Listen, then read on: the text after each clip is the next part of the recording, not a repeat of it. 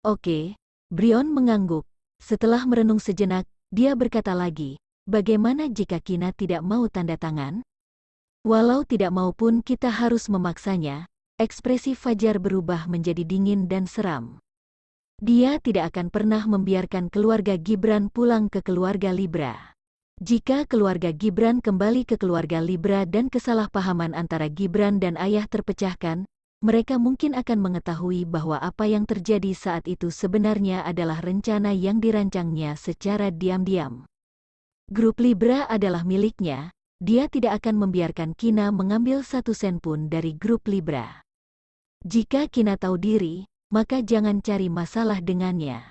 Jika Kina tidak tahu diri, maka dia pun akan membuatnya bernasib sama dengan abangnya. Dini hari berikutnya, Brion menemani Tias pergi ke Universitas R. Mobil mewah diparkir di depan gedung kantor guru. Brion, yang berpakaian elegan dan mewah, duduk di dalam mobil.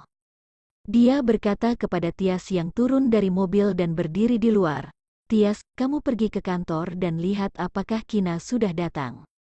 Jika sudah datang, segera minta dia untuk menandatangani perjanjian, lalu serahkan padaku.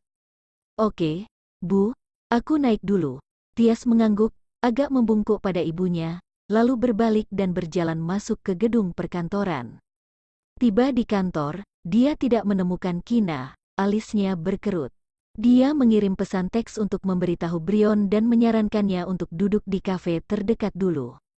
Tias duduk di kursi kantor dan membalik-balik jadwal kelas Kina. Kina punya kelas pertama hari ini, namun saat bel pelajaran pertama berbunyi, Kina masih belum datang juga. Tias menebak bahwa Kina mungkin langsung pergi ke kelas. Dia pun bangkit dan meninggalkan kantor, berjalan menuju kelas yang Kina hadiri. Namun, tidak ditemukan sosok Kina juga, ekspresinya tiba-tiba menjadi serius. Gelombang kecemasan melonjak di dalam hatinya.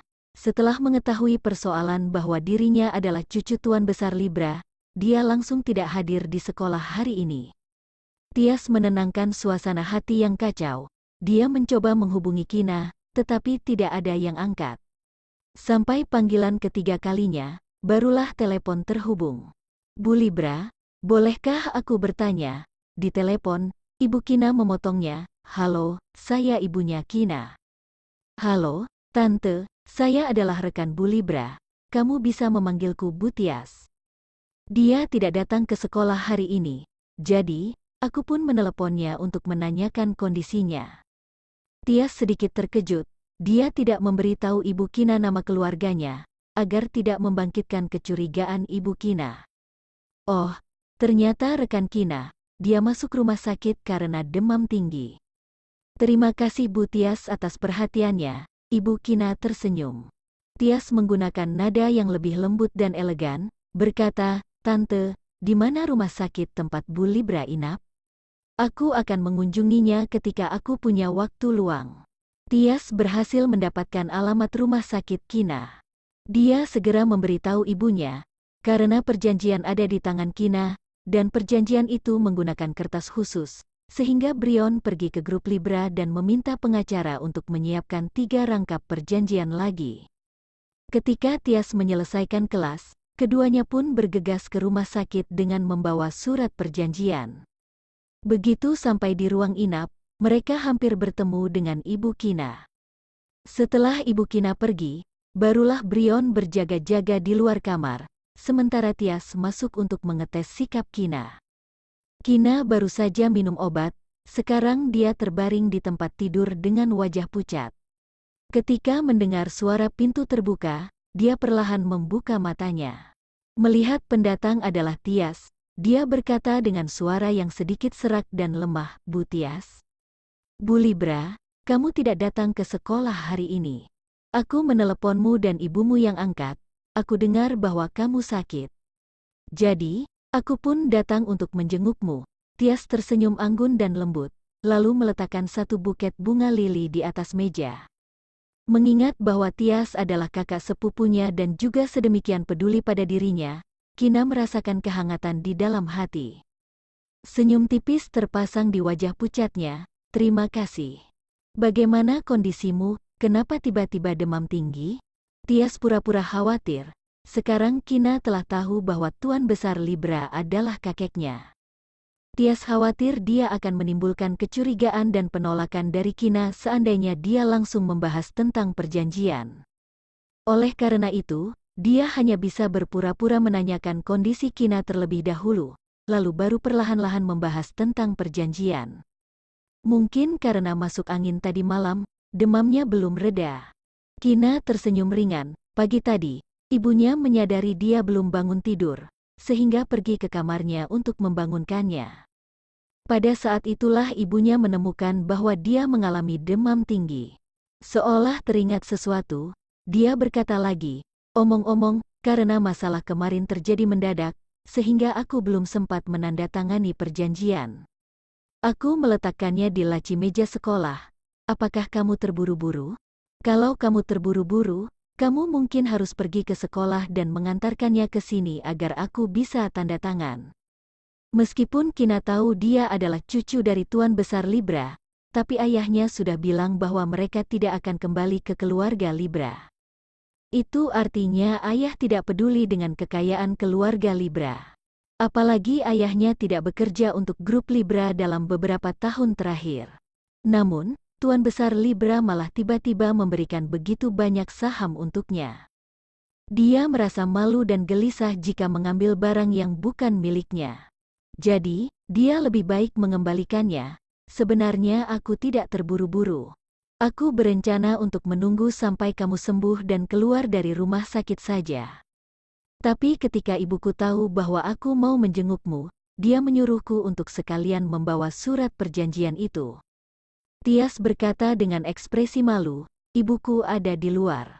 Kalau kamu merasa kondisi tubuhmu baik-baik saja, maka aku akan mengambil surat perjanjian itu untuk ditandatangani kamu." "Baiklah, kalau begitu kamu bawa masuk saja, aku akan menandatanganinya." Kina mengangguk tanpa ragu. Tias merasa sangat gembira, tapi berkata dengan ekspresi malu dan rasa bersalah, "Kalau begitu aku ambil dulu." "Maaf sekali, Bu Libra, kamu masih sakit, tapi aku malah memintamu untuk tanda tangan." "Bu, Tias," Kina melihat punggung belakang Tias tiba-tiba berteriak. Teriakannya yang tiba-tiba itu membuat Tias gelisah. Dia berhenti, menoleh, menyunggingkan senyuman anggun dan bertanya, "Bu Libra, ada apa?" "Tidak, tidak ada." Kina menggelengkan kepala, menelan kata-kata yang telah sampai pada ujung lidah. Tias meninggalkan bangsal dan berjalan menuju Brion yang sedang berjaga-jaga. Brion melihatnya, langsung bertanya, "Tias, bagaimana?" Kina sudah setuju. Tias mencibir, "Bu, berikan surat perjanjian padaku. Aku akan meminta Kina untuk menandatanganinya sekarang."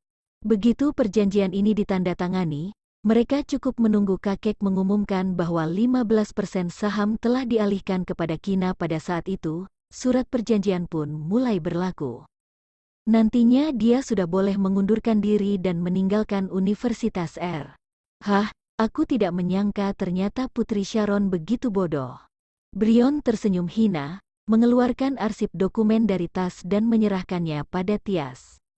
"Balek istriku bodoh atau tidak? Apakah itu berhubungan denganmu?" Ezra melirik pasangan ibu dan anak di depan, melontarkan sebuah kalimat dengan dingin, lalu berjalan menuju kamar Kina. Ketika Tias dan Brion mendengar suara itu, mereka seolah disambar petir, membeku di tempat. Kapan pria ini muncul? Kenapa mereka tidak menyadarinya? Melihat Ezra telah menjauh, barulah mereka tersadar kembali. "Bu, apa yang harus kita lakukan sekarang? Jika Tuan Muda Okto memberitahu Kina apa yang baru saja dia dengar, Kina mungkin akan menyesal dan menolak untuk tanda tangan, bukan?" Tias bertanya dengan panik, "Bu, apa yang harus aku lakukan? Jika Tuan Muda kedua Okto beritahu Kina apa yang baru saja dia dengar, apakah Kina akan tolak tanda tangani perjanjian ini?" Wajah putih Tias penuh kepanikan, dan bertanya dengan gugup. Brion juga bingung untuk sementara waktu, ekspresinya menjadi dingin. Dia tidak pernah menduga Tuan Muda kedua Okto akan muncul saat ini. "Sialan, kita hanya bisa tetap diam dulu." Setelah Tuan Muda kedua Okto pergi, kita pergi cari Kina lagi. Mata Brion penuh dengan tekad yang kuat, dia menggertakkan gigi dan berkata, ayahmu sudah bilang, kita harus biarkan Kina tanda tangani perjanjian ini hari ini. Mari kita cari tempat duduk dulu, kita kembali lagi nanti. Kina memilih untuk jatuh sakit pada saat ini, mungkin dia tidak ingin menandatangani perjanjian itu, jadi dia sengaja membuat trik ini. Kina sedang duduk di ranjang rumah sakit menunggu Tias. Melihat Ezra membuka pintu dan perlahan berjalan masuk, dalam matanya terlintas sedikit kekagetan. Ezra mengenakan kemeja putih dengan rompi abu-abu, celana panjang, dan winkoat navy yang panjang di bagian luar, sehingga membuatnya tampak luar biasa mulia dan mendominasi, lebih tampan dan menawan, tinggi dan tegap. Pria ini sangat mulia dan elegan, jantung Kina berdetak tak terkendali, pipinya yang pucat diwarnai sedikit merah muda, sudut bibirnya melengkung, dan dia bertanya, Ezra, mengapa kamu ada di sini?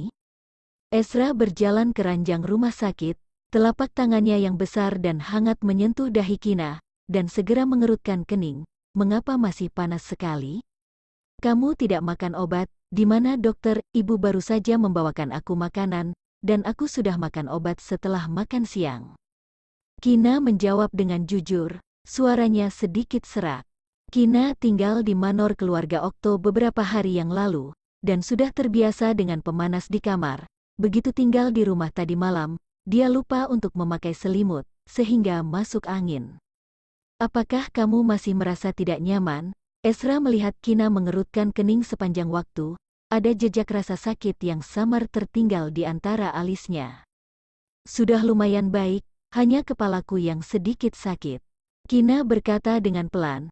Ada rasa sakit yang tumpul dari pelipis, hidung tersumbat, dan tenggorokannya juga sakit, tidak tahu apakah itu demam tinggi yang disertai dengan pilek yang parah. Kondisi tubuhnya selalu buruk sejak dia masih kecil, begitu cuaca dingin melanda setiap musim dingin, dia akan sakit jika dia tidak memperhatikannya, jika tidak diobati tepat waktu, maka itu akan berkembang menjadi pneumonia. Ezra duduk di kursi di samping tempat tidur dan bertanya dengan dingin, mengapa Tias datang cari kamu? Dia tidak memiliki kebiasaan menguping, tetapi pada saat dia lewat, dia secara tidak sengaja mendengar bahwa mereka membiarkan Kina menandatangani sesuatu, dan dia masih mendengar pasangan ibu dan anak itu berkata bahwa Kina bodoh. Kami adalah rekan kerja sekantor, dia dengar bahwa aku dirawat di rumah sakit, jadi dia datang jenguk aku. Kina menundukkan kepala, matanya sedikit berkilau, dan menjawab dengan nada bersalah. Tanpa diduga, Ezra akan bertemu dengan Tias. Dia berjanji pada Tias bahwa perjanjian itu tidak boleh diketahui orang ketiga. Hanya datang untuk jenguk kamu, Ezra bertanya dengan penuh curiga. Melihat Kina yang merasa bersalah dan tidak berani melihat dirinya sendiri, dia tahu bahwa hal ini pasti tidak begitu sederhana. Benar, Kina merasa tidak nyaman dengan tatapan Ezra yang penuh pertanyaan, jadi dia mengalihkan perhatiannya, menunjuk ke bunga bakung di atas meja di sebelahnya, dan menekankan, bunga ini dibeli oleh Tias, dia benar-benar hanya datang untuk jenguk aku, sama sekali tidak ada hal lain. Ezra mencium aroma ingin menutupi sesuatu, apakah aku bilang dia datang untuk hal lain? Dia bertanya balik dengan cepat, Kina menggigit bibirnya yang pucat. Dengan keras kepala membuat perjuangan terakhir, dan berkata dengan ragu-ragu, itu sebabnya aku bilang dia hanya datang untuk jenguk aku. Katakan saja, mengapa dia datang cari kamu? Ezra bertanya dengan ekspresi serius. Benar-benar tidak ada hal lain, Kina bertekad untuk tidak mengatakannya, dia telah berjanji kepada Tias untuk tidak memberitahu orang ketiga. Kina, suaranya yang dalam dan magnetis menjadi sangat dingin. Ya. Kina berpura-pura bodoh, kamu tidak mau katakan? Wajahnya menjadi dingin, suaranya dingin dan penuh dengan wibawa. Kina kira dia suka mencampuri urusannya dan mengintip privasinya? Jika bukan karena takut si idiot ini mungkin masih menghitung uang untuk orang lain setelah ditipu, dia juga tidak ingin mencampuri urusannya. Kina menyipitkan matanya, dan berpura-pura menguap, Ezra, aku ngantuk. Ezra menutup mulutnya dengan dingin, tampak acuh tak acuh. Sebuah tangan yang putih dan lembut menarik lengan bajunya, dan sepasang mata yang lembab, lembut, dan cerah menatapnya dengan menyedihkan. Ezra, aku sakit kepala, hidung tersumbat, dan juga sakit tenggorokan. Sekarang aku tidak punya energi. Aku merasa sangat tidak nyaman. Kamu cepat ucapkan kata-kata manis untuk membuatku merasa lebih nyaman. Melihatnya menolak untuk berbicara, Kina mulai berkata dengan menyedihkan. Ketika Ezra marah, Kina akan merasa sangat bingung. Ezra tetap diam. Kina terus berkata, aku ingin dengar kamu katakan bahwa kamu suka aku. Sejak pengakuan Ezra terakhir kali, tidak peduli bagaimana Kina mencobanya, mulut Ezra kencang seperti kerang. Ezra menolak untuk mengatakan, aku suka kamu, lagi. Tenang di luar, tapi antusias di dalam, kamu suka aku. Ezra berkata dengan wajah serius. Kina hampir muntah darah. Ezra melakukannya dengan sengaja, dia melakukannya dengan sengaja. Aku suka kamu, cepat ulangi kataku ini. Kina memutuskan untuk mengatakannya dengan cara lain, dan dia juga yakin bahwa Ezra tidak bisa bermain trik lain lagi. Aku tahu kamu menyukaiku, matanya yang dingin bercampur dengan sedikit kelembutan. Ezra Kina baru saja berseru, rasa gatal-gatal kering dari tenggorokannya yang sakit membuatnya tiba-tiba batuk. Uhuk, bukankah kamu sudah ngantuk? Jangan bicara lagi, ayo berbaring dan tidur. Dia tampak mulia dan dingin, mengabaikan perkataannya, dan berkata dengan dingin. Apakah kamu tidak suka aku lagi? Dia mengedipkan mata dan bertanya. Bukan, Ezra menjawab. Terus, dia bertanya dengan cepat. Dia menutup mulutnya lagi dan tidak mengatakan apa-apa. Jika kamu tidak katakan bahwa kamu suka aku, maka meskipun aku ngantuk, aku juga tidak bisa tidur. Kata-kata manis dapat mengalihkan perhatian dan menghilangkan rasa sakit. Kamu cepat katakan agar aku bisa merasa lebih nyaman. Dia belajar apa yang Ezra katakan sebelumnya dan menggodanya. Ezra mengangkat matanya yang dalam dan tidak terduga, dan menatapnya dengan serius. Kamu merasa tidak nyaman? Kamu ingin menghilangkan rasa sakit? Dia bertanya dengan datar, dan melengkungkan sudut bibirnya yang sempurna. Kina tidak memperhatikannya, dia mengangguk dengan keras. Kekuatan yang berlebihan ditambah dengan demam tinggi, ada ledakan pusing dan rasa sakit di kepalanya. Dia masih belum pulih. Kemudian dia merasakan bayangan di atas kepala, napas pria yang berapi-api datang ke wajahnya, lalu dagunya diangkat oleh telapak tangan yang besar. Ketika bibir dingin pria itu mencium bibirnya, Kina yang pikirannya sudah kacau, benar-benar terpana, dan tidak tahu harus bagaimana bereaksi. Kedua bibir yang lembut itu dicium dengan keras, membuat bibir yang awalnya tampak pucat diwarnai merah muda, kemudian berangsur-angsur berubah menjadi merah. Lidah basah dan panas pria itu menyelinap ke mulutnya, bibir dan giginya juga dibasahi olehnya. Seolah-olah udara telah terputus, hidung dan paru-paru dipenuhi dengan napas pria yang panas dan antusias. Kina dicium sampai wajah dan telinganya merah, matanya berkabut, dan penglihatannya menjadi kabur. Sampai dia hampir sesak napas, Ezra baru perlahan-lahan meninggalkan bibirnya.